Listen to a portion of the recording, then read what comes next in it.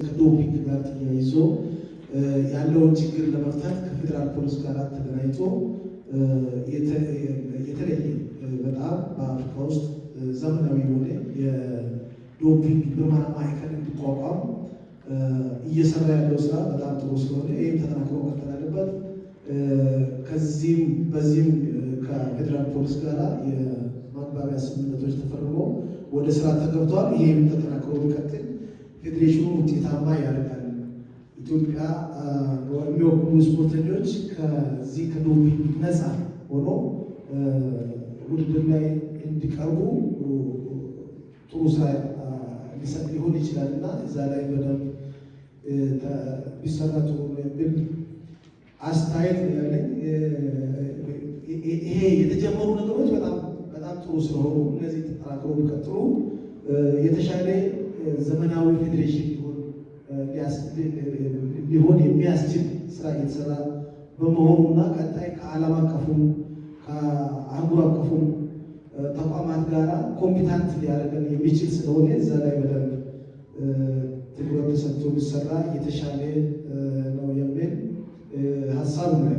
ከዛ ውጪ ከውጤት አንጻር እንግዲህ ቅድም በሪፖርቱ እንዳየነው በተለይ አሁን ትልቁ የእኛ ስራ ሀገራችንን ወክሎ በዓለም አቀፍ ደረጃ ውጤት ሊያመጡ የሚችሉ ስፖርተኞች ማፍራት ነው። ከዛ አንጻር ግን ክፍተቶች እንዳሉ ሪፖርቱ ላይ ታይቷል። ስለዚህ ይሄንን ውጤት ደግሞ ለማምጣት እዚህ ያለውን ከክለቦች የሚገኙትን ብቻ ሳይሆን እነዚህ ፕሮጀክቶቻችን ማየት ያስፈልጋል። የሱፐርቪዥን ስራዎች አልተሰሩም ተብሏል። ትክክል ነው፣ መሰራት አለባቸው።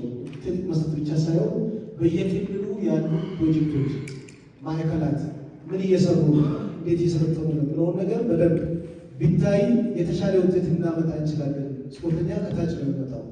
ስለዚህ እነዚህ ስፖርተኞች ለማምጣት ደግሞ ከታች ለማምጣት ትኩረት ተደርጎ ባለሙያ ተመድቦ እየሄደ የሱፐርቪዥን ስራ እየተሰራ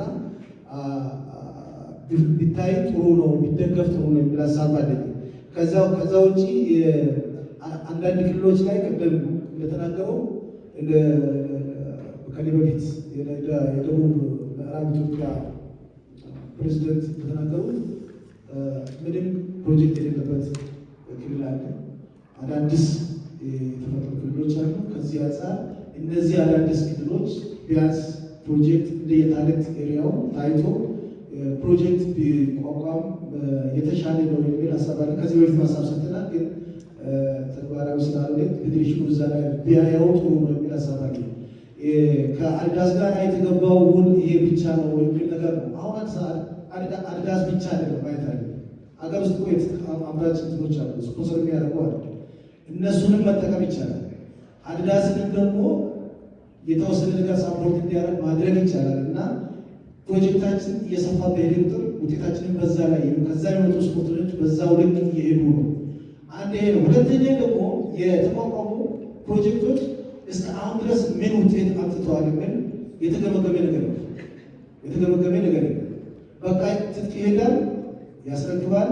ስፖርተኛው ትጥቅ ይመጣል ሲባል ቢሰራ ባይሰራ ይሰበሰባል፣ ትጥቁን ይወስዳል። ግን ትጥቁ ምን ላይ ደረሰ? እየተሰራበት ነው ወይ? ይሄ ፕሮጀክት ማዕከል ስንት ሰው አፍርተዋል፣ ስንት ሰው አውጥተዋል ተብሎ መታየት አለበት፣ መገምገም አለበት የሚል ሀሳብ አለ። ስለዚህ ከዛ አንጻር ውጤታማ ማመጣ ከሆነ እሱን አጥፎ ወደ ሌላ ውጤት ወደሚመጣበት ቦታ መውሰድ። ከዛ ውጭ ግን ዝም ብሎ ትጥቅ ብቻ እየተሰጠ ሌላው ደግሞ ምንም ውጤት በራሱ ጊዜ እያለ ውጤት የሚመጣበት ቦታ ላይ ደግሞ እየተከለከለ ባይሆን የተሻለ ስለሚሆን ከዚህ አንጻር ታይቶ ፕሮጀክት የሌሉባቸው ቦታዎች ላይ በተለይ የታሌንት ኤሪያዎች እየታዩ በባለሙያ የሱፐርቪዥን ስራ ተሰርቶ ተጨማሪ ፕሮጀክቶች ቢቋቋሙ የተሻለ ውጤት ልናመጣ እንችላለን እንደ ሀገር የሚል ሀሳብ አለ። ሌላው እዚህ ላይ አንድ ተጨማሪ እንደ ጥያቄ ማንሳት ፈልገው ለክልል ፌዴሬሽኖች የሚሰጠው ድጎማ በእርግጠኝነት ከዛሬ 5 ወይ 6 ዓመት በፊት ወይ ከዛም በላይ ይሆናል የተወሰነው ማለት ነው። አሁን የብር ድካም እንዴት ይዟቸው ድካም ላይ ስለሆናችሁ እንደተሰሙናላችሁ ብዬ ስላላሰብኩ ነው ዘኬት ብዬ ነበረው ነው። ሀሳቦች ሲነሱ ግን አይ ትከሻቸው ጥሩ ነው ማለት ነው። በመጀመሪያ አዲሱ የሚለው ቃል እኔ የሚችል አዲሱ ስራ አስፈጻሚ ማለት ምን ማለት ነው? 1 ዓመት ከ3 ወር የሞላውን ስራ አስፈጻሚ አዲሱ የሚል ታርጋ መለጠፉ እነዚህ ልጆች አቅም ማሳነስ ነው የመሰለኝና አዲሱ የሚለውን እኔ አልወስደውም። ወደ ነጥቦች ስገባ እንደ አማራ ክልል እኔ ምስጋና ለብሔራዊ ፌዴሬሽኑ ማቅረብ እፈልጋለሁ። ለምሳሌ አማራ ክልል ሁላችንም እንደምናውቀው አሁን ያለበት ነባራዊ ሁኔታ ይታወቃል። ዳባት ድረስ በኮንቮይ ታጅበው አቶ አሰፋና ወይዘሮ ትጥቅ ይዘው ድጋፉን አድርገው የሰጡበት መንገድ እጅግ በጣም ጥሩ። እኔ ራሱ ፈርቻ አልሄድኩም። የእውነት እነሱ በኮንቮይ ነው የሄዱት። አስፈጻሚው ታች ድረስ ወርዶ የሚለግፍበት መንገድ ጥሩ ነው። በእርግጥ ይህ አዲስ አሰራርም አይደለም። በፊት የነበረው ስራ አስፈጻሚ ይሰራል፣ ይደግፋል፣ ያግዛል፣ ስትራቴጂክ እቅድ አለው። እናንተን ለማመስገን ለያኛው ሞገስ ተገቢ ነው ብዬ አልወስድም። ጥሩ ስራ ሰርተው መነሻ አስቀምጠው አስረክበዋል።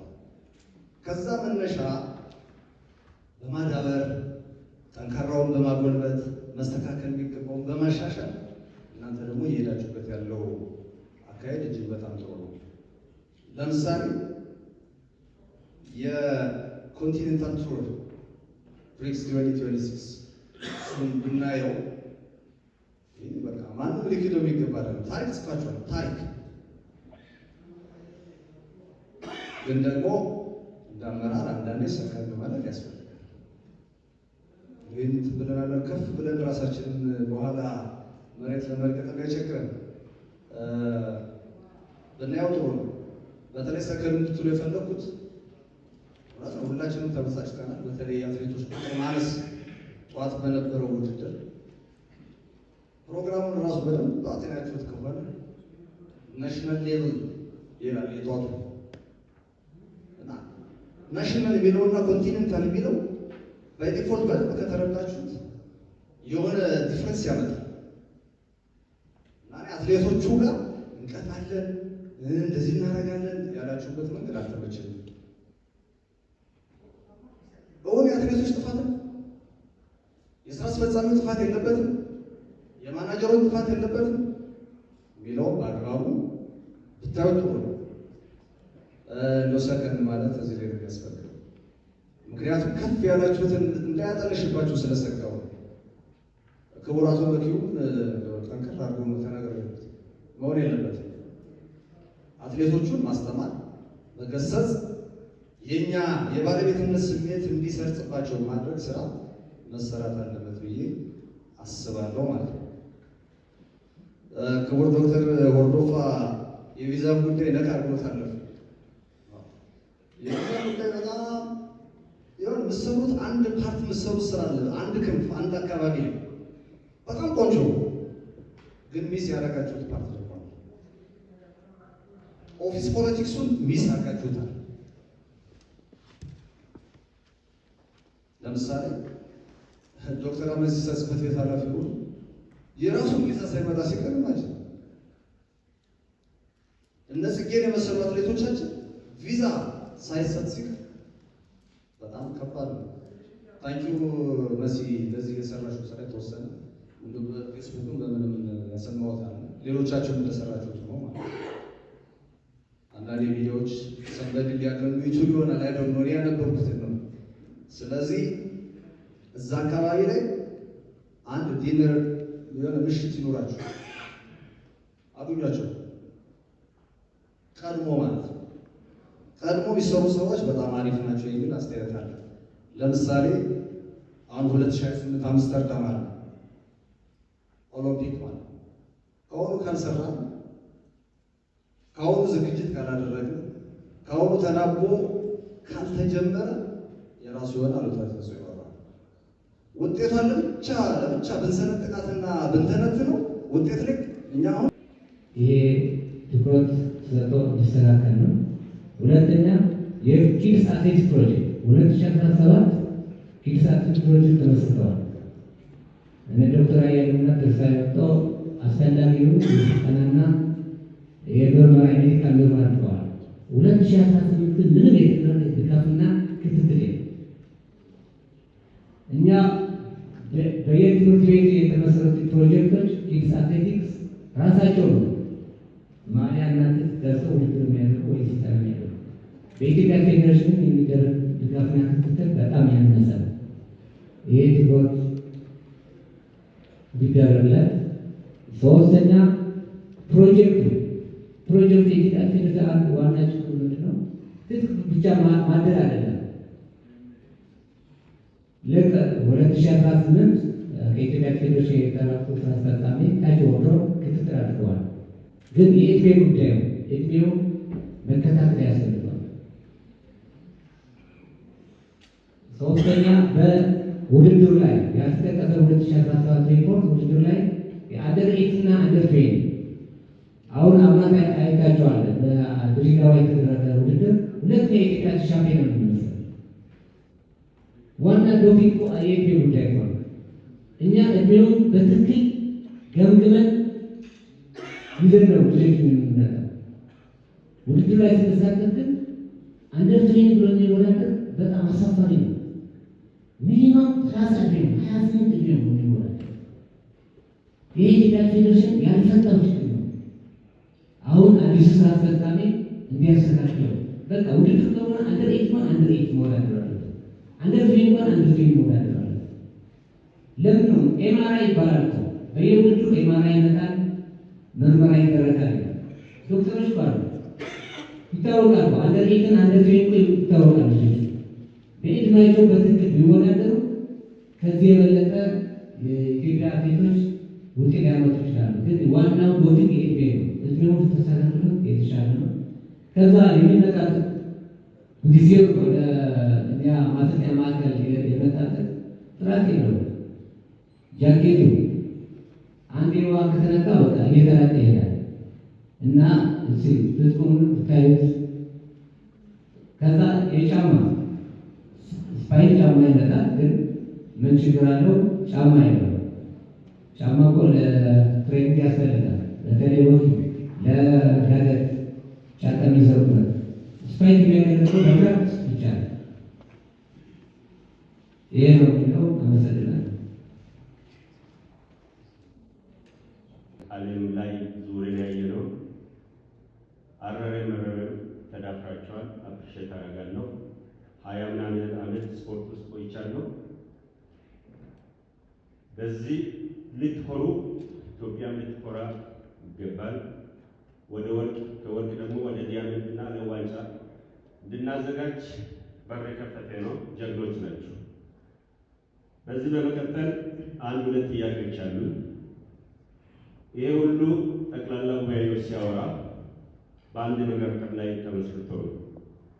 አንደኛ አትሌቶች ላይ ነው። ሁለተኛ አሰልጣኞች ላይ ነው። አሰልጣኝም አትሌትም ከሌለ እዚህ የሚሰበሰብ አካል ሊኖር አይችልም። ነገር ግን ትልቅ ትኩረት ሊሰጠው የሚገባው ኤሪያ ላይ አንድም ባለሙያ አንድም የክልል ኮሚሽነሮች እና ጽሕፈት ቤት ኃላፊዎች ሲያነሱ አላየንም። ፕሮጀክት ብቻ ነው። ክለቦች እቺ ዓለምን ያስደመሙ ጀግኖችን ሲያፈራ የነበረው ክለብ መብት ሊያገኝ ቀና ብሎ ሊናገር ተወክሎም እዚህ የተቀመጡት ምን ሊጠይቁ እንደመጡ አላውቅም። ለምሳሌ አሰልጣኞች ማለት ነው። አሰልጣኞች ሽባ የሆኑ የተገፉ ከዚህም በፊት ባለፉት ስራ አስፈጻሚዎች ደግሞ ይባስ ነው እንደ ፓርላማ እንደ ፌዴሬሽን ምክር ቤት አሰልጣኙ በእጅ ብልጫ አትሌቱ አሰልጣኝ እንዲመርጥ ተደርጓል፣ እንዲሰደዱ ተደርጓል። አሁን እዚህ ያሉ ደግሞ ኮንፊደንስ እንዲያጡ ተደርጓል። ተጠየቀ ከዚህም በፊት ስራ አስፈጻሚዎች አላውቅም። ቅድም ጆን የሆነ ነገር ነካ አድርጎ አልፎታል። ምን አለ? የአሰልጣኞች ላይሰንስ ተደጋጋሚ ሙከራ ተደርጓል፣ ግን አልጸደቀም አሁን ማለት ነው። ለምንድን ነው? ባለቤቱ አንድ ፈረንጅና አንድ ጥቁር አብሮ የሆነ ሆስፒታል ላይ ቁጭ ብሏል። አንድ አባት ታሞ ሆስፒታል ይሄዳል። ከዛ በኋላ ትንፋንጀት ነው የታመሙት። ከዛ ምና ይሄን ፈረንጅ ይባካችሁ፣ ይሄን ፈረንጅ ለምኑ ሊሞት ነው ከልጆች ምናምን ይወተውታል ይሄ አባት። ይሄ ጥቁር ግን ጎበዝ ዶክተር ነው፣ እያዳመጠ ነበር። ቆይ አባ እስኪ እያመቻቸው ነው ይላል። ኖ ለዚህ ፈረንጅ ሊገድልኝ ይላል። አይ እሱ ዶክተር አይደለም የኔ ጎን ኖ እሱ ነው ለልጆች የሚያተርፈኝ ይላል። ከዛ ማደንዘዣ ወቁና ለጥለጥ አረገና ይሄ ጥቁር ይሄን አባት ወደ ቦታው መለሰና ለልጆቹ አተረፈ። ከዛ በኋላ ከእንቅልፉ ሲነቃ ወይ ይሄ ፈረንጅ እግዚአብሔር በላይ ናቸው ብሎ ያመሰግናል ተኝቶ። አይ አባ እኔው ያንተ ጥቁሩ ልጅ ነው እየወጣው ያተረፈውት ይላል። ለካ ለዚህ ነው እዚህ ጋር አሁን የሚሰማኝ ይላል። ማመን አቅቶት እኮ ነው የሰራውን ሰው ሰርቷል ብለን ማመን አለ። ሰርቷል ብለን ማመን አለ። አሰልጣኝ ሽባ ያደረጉት ፌዴሬሽን ከዚህ በፊት አሁን የኛ ስፖርት አትሌቲክስ እንደ ካሮት እንዲያሽቆለቅል ያደረጉ አሰልጣኞች በመገፋታቸው ነው። ብቃት ያለው አሰልጣኞች በመገፋታቸው ነው። ክብር በማጣታቸው ነው። አንዳንድ ስራ አስፈጻሚ ላይ ነው እኮ አንተ ገሌና ትብረት ገሌ ምረት ብሎ የሚደውሉ ስራ አስፈጻሚ ነበሩ። ስለዚህ ይሄ መቆም አለበት።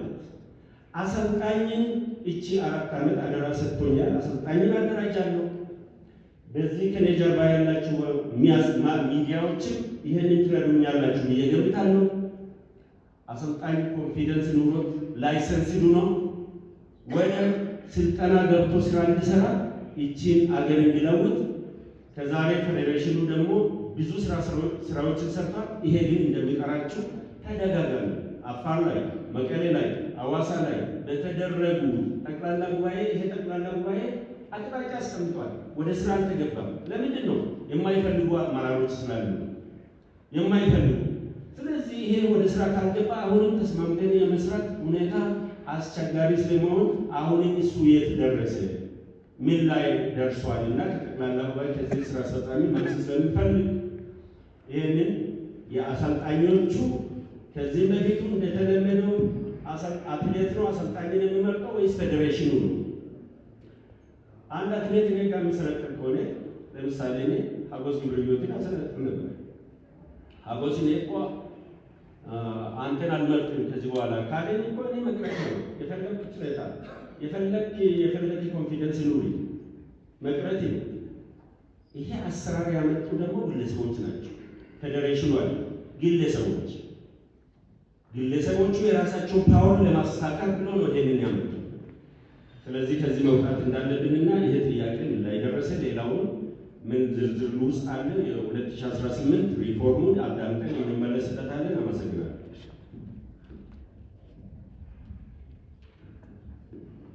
ተዘጋጅተው መልካም ባለው የአዲስ አበባ አትሌቲክስ ፌዴሬሽን ፕሬዝዳንት የቀረበው ሪፖርት በጣም በሚገባ ደስ በሚል ነገር ዮሐንስ አቅርቦታል።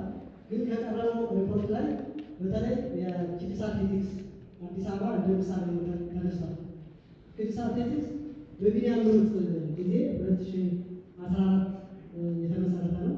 ነገር ግን ከተመሰረተ በኋላ ኪድስ አትሌቲክስ የተመሰረተው ወንድራ ለቃስ ቪዚተሩ ፌዴሬሽኑ እድል የሰጠውና ከተመሰረተ በኋላ ኪድስ አትሌቲክስ ምን ላይ እንዳለ ድጋፍና ክትትል አልተደረገለትም። ነገር ግን አሁን ሪፖርቱ ላይ ሲቀርብ እንደ ምሳሌ እንደ ሞዴል ሆኖ የአዲስ አበባ ኪድስ አትሌቲክስ ተመስርቷል።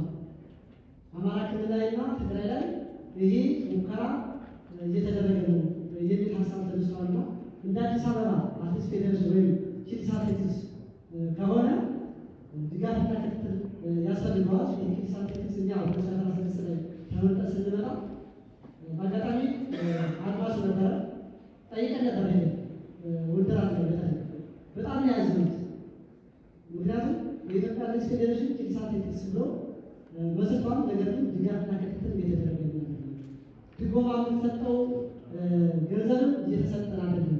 ያኔ ምናልባት ሳሙኤል ነበር ትምህርትና ስልጠና ላይ ዳይሬክተሩ እሱ ነበር። እኔና አርሜ አብረን ስለነበረ ሳሙኤል ጊዜ ጠይቀን ነበርና ይህ ነገር ምክንያቱም ተተኪዎች የሚገኙት ከፕሮጀክት ነው ከኪት ሳርቲፊክስ ላይ ነውና በቀጣይ ግን ይህ ነገር እርማት ተደርጎበት ፌዴሬሽኑን ድጋፍና ክትትል አድርጎ የተሻሉ ተተኪዎችን የምናፈራበት ነገር ቢሆን ነው እንጂ ምናልባት ለሪፖርት ተብሎ መቅረቡ ትንሽ አሳዝኖኛል።